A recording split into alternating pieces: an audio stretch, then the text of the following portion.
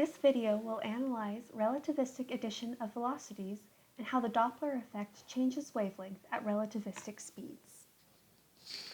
Relativistic addition of velocities is all about adding velocities that are close to the speed of light. This is you. You have an older brother who's been driving you crazy, so you decide to throw a wadded up piece of paper at him. This piece of paper travels at a velocity, which we will call v. Now imagine the same scenario, but this time you are standing on a moving trolley. This trolley has its own velocity, which we will call u prime. In classical addition of velocities, v and u prime are added together to determine the total velocity.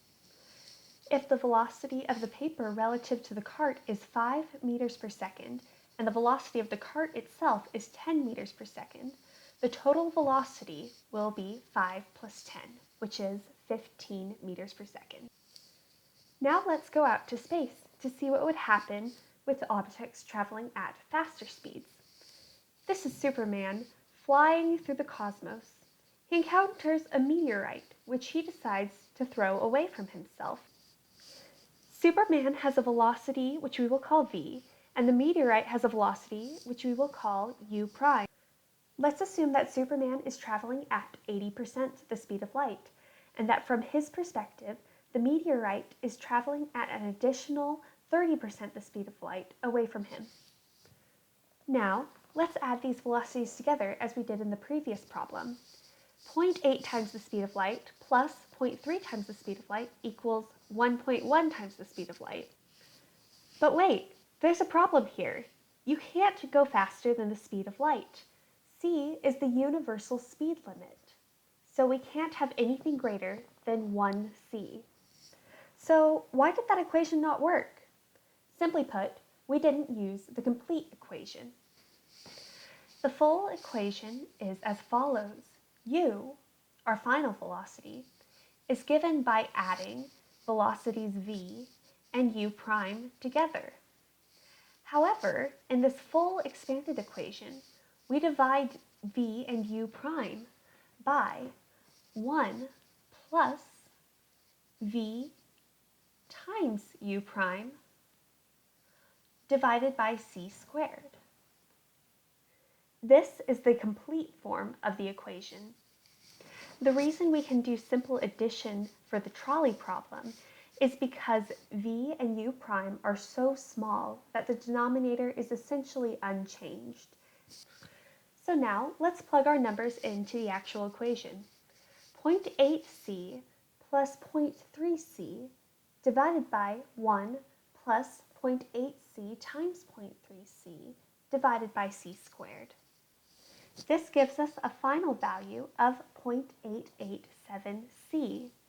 This is the actual speed of the meteorite. Now, let's look at the Doppler effect. First, observe a stationary object emitting a wave. Notice the uniform distance between the rings, representing a uniform wavelength being emitted. Now, observe how the rings change when the object is moving through space.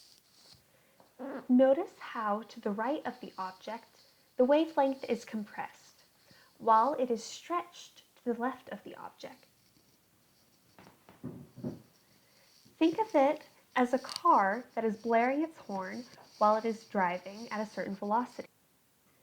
The sound waves from the horn are compressed at the front of the car and stretched at the back of the car. This means that an observer in front of the car would hear a horn of a higher frequency, while an observer behind the car would hear a horn of a lower frequency. Now let's go out to space and imagine a galaxy traveling to the left at 20% the speed of light. We calculate the wavelength seen by an observer by first knowing the original wavelength and multiplying that number by the square root of 1 plus the velocity over c divided by 1 minus the velocity over c. It is important to know whether u is positive or negative. U is positive if the object is traveling away from the observer, and negative if the object is traveling towards the observer. On the left, you'll notice that the observed wavelength is longer than the initial wavelength. This longer wavelength means that the object is redshifted. On the left, you'll notice that the observed wavelength is a shorter wavelength than the original wavelength. This means that the object is blue shifted. Pause and look at these equations longer if you need more time. And there you have it. Now you know how to add velocities near the speed of light and how to solve for the final observed wavelength as seen in the Doppler effect. Happy physics!